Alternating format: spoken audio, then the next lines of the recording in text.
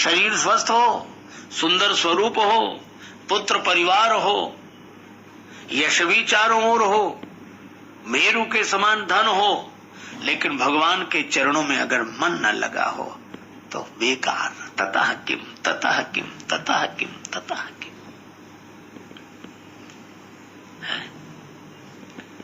काम से रूप प्रताप दिनेश से, कामदेव जैसा सुंदर रूप, सूर्य भगवान जैसा प्रताप, काम से रूप प्रताप दिनेश से, सोम से शील, चंद्रमा जैसा शील, और गणेश से माने गणेश जी जैसे प्रथम पूज्य, हरिचंद्र से सांचे, हरिश्चंद्र जैसे सत्यवादी, बड़े विधि से ब्रह्मा जी से भी बड़े, मघवा से महीप, देवराज इंद्र जैसे राजा, विषय सुख साने, सुख से मुनि, सुखदेव जैसे महात्मा, शारद से वक्ता, सरस्वती जी की तरह वक्तृत्व कला, सुख से मुनि, शारद से वक्ता, चिरजीवन लोमस थे अधिकाने, लोमस जी से भी बड़ी उम्र के। अच्छा, लोमस जी ने कोई कुटिया ही नहीं बनाई, हाथ में कमंडल, बगल में आसन।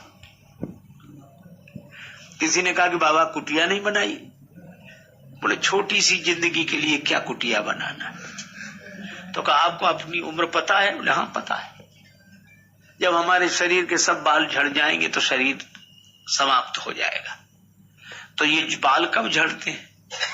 बोले चारों युग बीतने पर जब एक बार प्रलय होती तो एक बाल झड़ जाता है।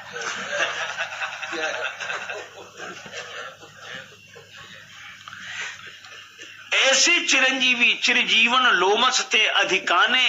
और पर तुलसीदास जी कितनी अद्भुत बात कहते हैं कि ऐसे भये तो कहा तुलसी, जो पे जाने की जीवन राम न जाने। श्री तुलसीदास जी सांसारिक स्वरूप का वर्णन करते हुए कहते हैं, झूमत द्वार अनेक मतंग, जिसके दरवाजे पर अनेक मत वाले हाथी झूम रहे हो। झूमत द्वार अनेक मतंग, जंजीर जुरे मद अंबु चुचाते, जंजीरों में बंधे हुए बड़े बड़े सुंदर हाथी जिसके दरवाजे पर झूमते हो। तीखे तुरंग मनोगति चंचल पौन के गौन होते हैं बढ़ी जाते। और ऐसे घोड़े जो पवन की गति से भी आगे बढ़ जाएं,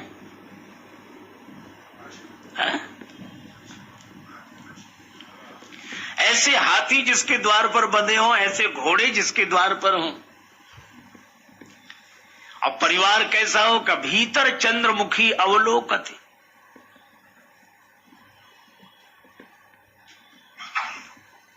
ऐसी परम सुंदरी भार्या हो, भीतर चंद्रमुखी अवलोकत, और बाहर भूप खरे न समाते, और बाहर राजाओं का ढेर लगा हो जो मिलने के लिए आए हो। और इतना वैभव हो तो भी तुलसीदास जी कहते हैं, ऐसे भये तो कहा तुलसी, जो पे जानकी नाथ के रंग न राते। अगर भगवान से उनका प्रेम नहीं तो ततः किम ततः किम ततः किम ततः किम। इसीलिए हमारे यहाँ कसौटी यही रही। भगवत कथा सुनने के बाद कुंभज ऋषि भगवान की भक्ति मांगते हैं और भगवान शंकर उन्हें अधिकारी जानकर भक्ति देते हैं।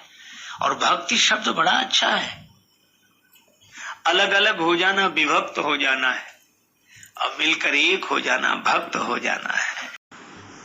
एक व्यक्ति पाठशाला में भर्ती होने गया, आचार्य ने भर्ती कर लिया। पिता बोला जन्मजात प्रतिभावान है यह बालक, वही तो इसलिए भर्ती कराया, कुछ डिग्रियां मिल जाएंगी। आचार्य जी बोले ठीक है। एक महीने बाद आया, हमारे बेटे में कोई कमी तो नहीं? अरे का क्या कहना, कोई कमी नहीं, कोई भी कमी नहीं। तुम्हारे बेटे में गुण ही गुण, 100 में 98 गुण है, इसमें केवल 2 नहीं है। तो पिता बोला 2 कौन से नहीं है? बोले पहला, इसके खुद की अकल तो है नहीं, और बोले दूसरा, बोले हमारी मानता नहीं, बाकी गुण ही गुण है इसमें। अब बोलो उभय भ्रष्ट हुआ कि नहीं?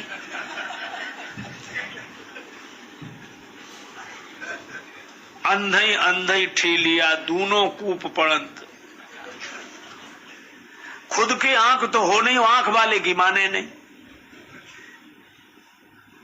अब सती जी शंकर जी की बात मान नहीं रही और राम जी को देख नहीं पा रही।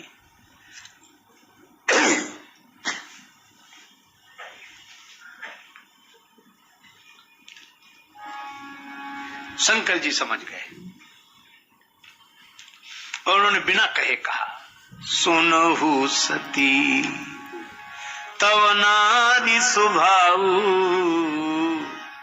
संशय अस न धरिए उर काऊ, संशय अस न धरिए उर काऊ, संशय स्वरूप हो। अब शंकर जी ने कितने बढ़िया ढंग से समझाया। अच्छा चलो, सती जी ने तो कुछ कहा नहीं था, पर सती माता के न कहने पर भी भगवान शंकर समझ गए कि नहीं? तो सती जी को यही समझ लेना चाहिए कि जो बिना बोले हमारे मन की बात जान लेते हैं, वे भगवान को अच्छी तरह जानते होंगे। पर तर्क होता तब तो बात ठीक थी, कुतर्क। एक रेलगाड़ी जा रही थी, अचानक झटका लगा, एक बालक को गोद में लिए मां खड़ी थी और मां को ऐसा झटका लगा कि बालक बाहर फेंका गया। लोगों ने जंजीर खींची, गाड़ी पीछे लौटी। आश्चर्य, घास के बीच में पत्तों का एक झुंड, ऊपर वृक्ष और वह बालक पत्तों के बीच में घास के ऊपर अंगूठा चूस रहा था, पड़ा था। लोगों की आंखों में आंसू आ गए कि इतनी बड़ी घटना के बाद ये बालक ऐसे बच गया। सबने कहा कि भगवान की कृपा है, भगवान जिसे बचाना चाहे वो ऐसे, देखो इसका कुछ नहीं बिगड़ा, इसका कुछ नहीं बिगड़ा। सब लोग भगवान को स्मरण करके उन्हें प्रणाम कर रहे थे। एक व्यक्ति क्या बोला, ये तो चांस की बात है, भगवान क्या है इसमें? और उसे भगवान से ज्यादा चांस समझ में आ रहा है।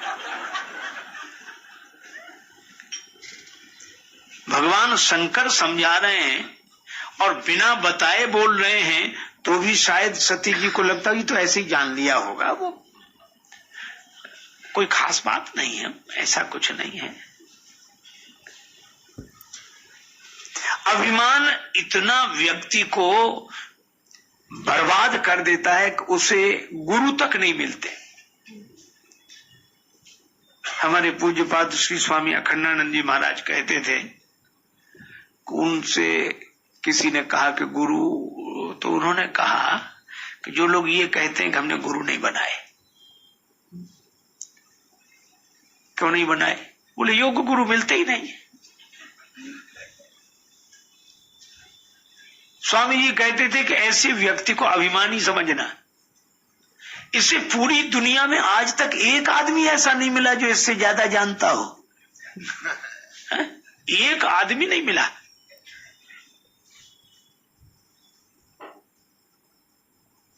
अरे भाई, हमारा मन श्रद्धा से भरा हो और जिसके प्रति श्रद्धा है उससे पूछो। बिनु गुरु हो एक ही ज्ञान, और त्रिभुवन गुरु तुम्हारे साथ। भगवान शंकर ने बहुत समझाया, लेकिन सती जी नहीं समझी। क्यों? सती माता की भूल नहीं है। अगर हम लोग सती माता की भूल समझे तो हमारी भूल है।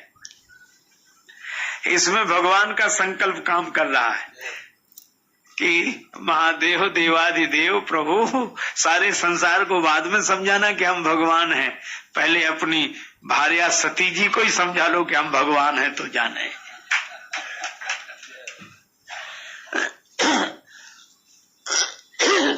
और शंकर जी ने बहुत समझाया,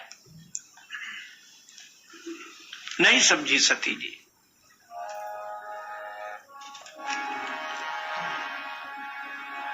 शिव जी ने कहा कि अगर तुम्हें संदेह विशेष है तो तुम एक काम करो। जो ने कहा अगर तुम्हारे मन में अत्यंत संदेह है तो परीक्षा ले लो।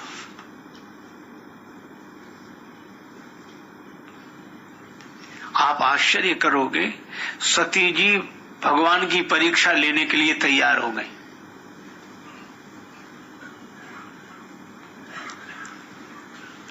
भगवान शंकर से सती माता ने कहा, देवाधिदेव महादेव आप नहीं चलोगे? शंकर जी बोले हम तो नहीं जाएंगे।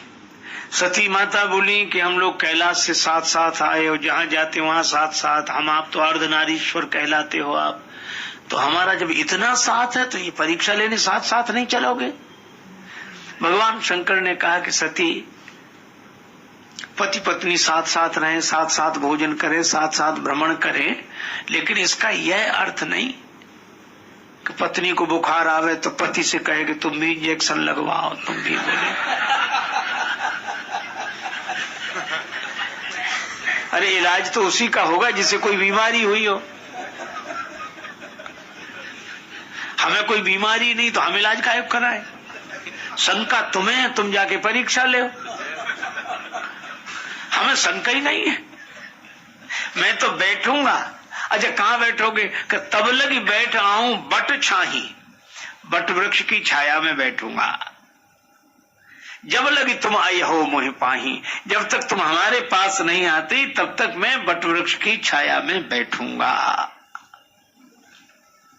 और वट वृक्ष की छाया में बैठने का अर्थ क्या? बट विश्वास अचल निज धर्मा, तीर्थ राज समाज सुकर्मा। जो विश्वास की छाया में बैठा है वह बहस नहीं करता।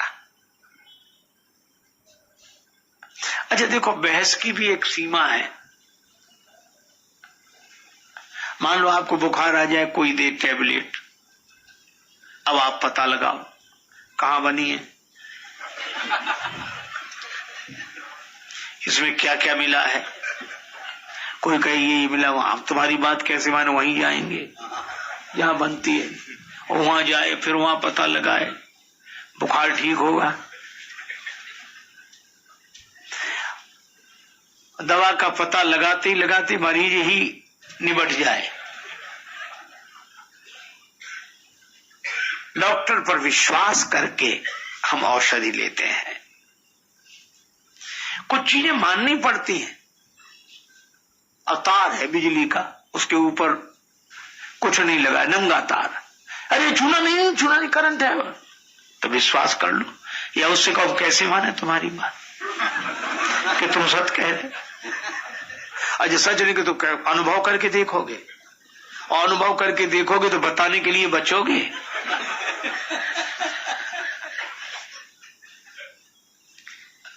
कहीं ना कहीं जाके हमें विश्वास करना पड़ता है।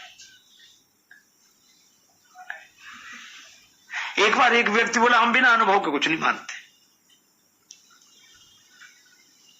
भगवान के आपने देखा भगवान को? नहीं देखा तो कैसे माने? कुछ ना माने वो, चलो ना मानो तो। अब वो कहता गया। हमने कहा तुम एक बात बताओ, बिना अनुभव के कुछ नहीं मानते? बोले बिल्कुल नहीं मानता। हमने कहा ये बताओ विष खाने से क्या होता है? तो तुरंत बोला आदमी मर जाता है। हमने कहा तुमने कितनी बार खाया, अनुभव किया? बोले वैद्य कहते हैं, डॉक्टर हकीम कहते हैं, और किताबों में लिखा है कई लोग खा के मर गए। हमने कहा वैद्य हकीमों के कहने से विष पर तो तुम्हें विश्वास है, और जिसके लिए वेद पुराण शास्त्र गीता भागवत सब बोलते हो, संत बोलते हो, उस विश्वपति पर तुम्हें विश्वास नहीं अपने को सर।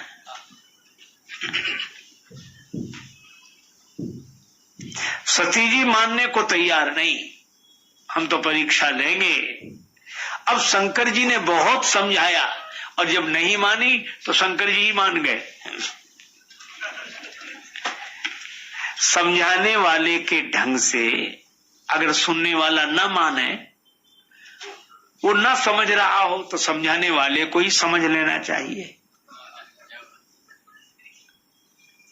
श्री लोमस जी की बात कागभूषण जी नहीं समझ रहे थे, तो नहीं समझ रहे, तो नहीं समझ रहे। पर उन्हें इतना क्रोध आया कि तू ब्राह्मण होकर मेरी बात नहीं समझ रहा, कौआ बन जा। तो बेचारे को ब्राह्मण ही बना रहने देते, काहे को। लेकिन उनको लगे मूल परम सिखते न मानस। पर शंकर जी समझ गए कि सती जी नहीं समझ रही है। इसका मतलब सती पति की बात न माने, इसमें सती की भूल नहीं है। क्या सोचते हैं शंकर जी? होई सोई जो राम रचि राखा, होई सोई जो राम रचे राखा, होई सोई जो राम रचे। तर्क को रोक दिया, को करी तर्क बढ़ावे साखा, हे राम रचे राखा, होई सोई जो राम। अस कही लगे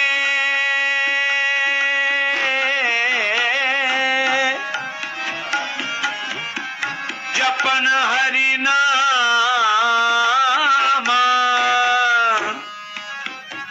हरि। सती जी दक्ष कुमारी हैं, पिता का संस्कार उनमें आ गया।